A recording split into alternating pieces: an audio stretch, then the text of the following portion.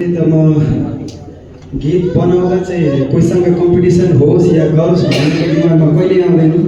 Main कुरो चाहिँ हाम्रो मधेसमा चाहिँ अहिले के चलिरहेको छ र के गर्दैछन् मान्छेहरूको त्यो चाहिँ पहिले सबैले हेर्छन् है, के कस्तो बनाइदो रहेछ, अरू के कस्तो प्रोडक्सन हुन्छ, कस्तो अश्लीलता र के त्यो मेरो माइन्डमा पहिला आउँदैन। अनि पहिला चाहिँ हेर्ने चाहिँ आर्टिस्ट नै हुन्छन् होइन, हामीले त बसेपछि थाहा हुन्छ कुन आर्टिस्ट कस्तो छ, कस्तो बनाउनुहुन्छ उनीहरूले।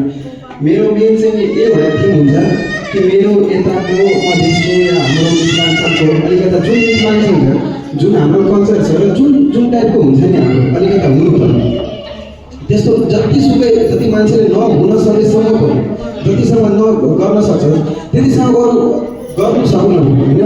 बरु जतिसम्म दिमागमा आउँछ, जतिसम्म जे आउँछ हाम्रो कल्चरले कसरी बढाउने, कसरी के गर्ने भने त्योहरूले त मेन कुरो चाहिँ आर्टिस्टको एउटै त्यो हुन्छ कि मेरो गीतले र मेरो यो लेखकले कतिसम्म के गर्न सक्छ र जतिसम्म मैले पोजिटिभ गर्न सकेर जतिसम्म पोजिटिभको हाम्रो यो समाजमा र हाम्रै देशमा भनौँ न, पुरै देशैमा भनौँ, जतिसम्म हुन्छ त्यतिसम्म हामी पोजिटिभले गीतको राम्रो सबैले त्यो हिसाबले सबैजनाले बसेर हेरौँ र सबैजनाले त्यो हिसाबले सबै त्यो गरौँ भनेर त्यो दिमागले मात्रै हामी त्यो मेन कुरो चाहिँ यही हो कि आर्टिस्टको आर्टिस्टले के लेख्दैछ र के गाउँदैछ त्यो हिसाबले हेर्यो।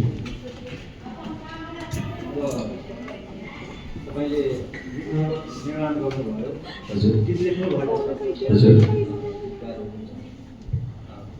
तपाईँलाई सबैभन्दा पहिले त थोडा हामीले बधाई छ, राम्रो प्रयास। धन्यवाद। र अब मैले अघि क्वेसन मार्दै गरेँ, अस्तित्वले मार्केट खाइरहेको अवस्थामा तपाईँहरूले त्यसलाई चिर्न पनि एक हिसाबले एउटा प्रयास गर्नु। समाजलाई के आह्वान गर्नु, समाज के शिक्षा गर्नु? म त यो समाजलाई सबभन्दा बढिया यो हाम्रो गोर्खा इन्डस्ट्रिजलाई अश्लीलताले डुबाइसकेको छ। चुनौती त मैले धेरै पाएको छु। एउटा नयाँ गीत कम्पोजिसन, नयाँ गीत बनाउनु भनेको एउटा बुबाले छोडी जन्माएको जस्तै होला। कुनै प्रोड्युसरले र कसैले कुनै प्रोडक्सन हाउसले एक्सेप्ट गर्दैन।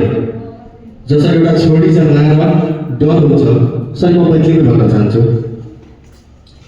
जरा अपना सबके गांव समाज में एक बाप बेटी जन्माते हैं ना, एक राइटर कंपोजर से एक नया गीत कंपोज कर देते, सेम हालत गीत कंपोजर के और कोई बाप के पास आए, कोई लगाने लग बस आए सबके डर की डूब सके।